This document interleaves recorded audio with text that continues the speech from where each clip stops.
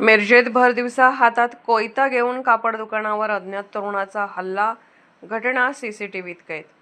सांगलीच्या मिरजमध्ये एका कापड दुकानावर तरुणाकडून भर दिवसा हल्ला करण्यात आला आहे. हातात कोयता घेऊन दुकानाची तोडफोड करत दुकान मालकाला धमकी देण्याचा प्रकार घडला आहे. मिरज शहरातल्या सिव्हिल रोडवरील कर्मवीर भाऊराव चौक येथे असणाऱ्या कापड दुकानामध्ये हा प्रकार घडला आहे.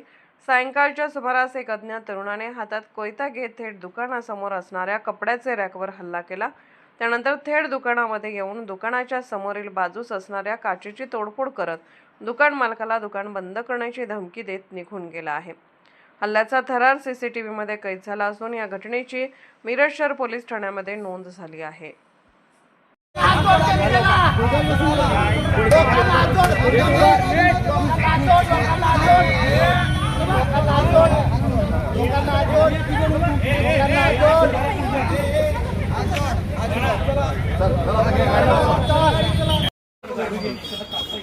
मी मनोज गजानन चव्हाण. माझं कापडाचा व्यवसाय आहे, मनोज कलेक्शन या नावाने. आत्ता 5:43 ला एक घटना घडली. एक अज्ञात व्यक्ती आला आणि येऊन डायरेक्ट कोयत्याने येऊन बाहेर येताना रॅक पाडला, रॅकला तलवार मारला, मोठा कोयता काढूनच आला आणि डायरेक्ट येऊन काचावर डायरेक्ट मारला. आणि भाऊ तोपर्यंत कॅश काउंटरवरनं उठून पुढे आला. तोपर्यंत म्हटलं की धंदा करायचा नाही, तुम्ही धंदा करायचा नाही, असं करून दादागिरी करून कोयता घालून इथनं निघून गेला. आता आम्ही व्यापाऱ्यांनी काय करायचं सांगा? ह्यांच्याकडे काय भांडत बसायचं का? ह्याच्या आधी पण माझ्याकडे अशीच घटना घडलेली आहे. येऊन गॉगल घेऊन गेल्यात, पैसे देणार नाही, मी कोण आहे तुला माहित आहे का? अशा व्यक्ती येतात इथं, दादागिरी करतात. आम्ही कसा धंदा करायचा? काय आम्हाला संरक्षण पाहिजे आणि मला माझ्या जीवाला पण भीती आहे. ह्याच्या आधी पण मला झालेलं असं, आता पण मला संरक्षण पाहिजे. मला माझी फॅमिलीचं, मला सगळ्यांचं टेन्शन आहे. तिथं मी धंदा करू का काय करू? मला कळकळीची विनंती आहे, माझी खरोखर विनंती आहे. बस झालंय मला.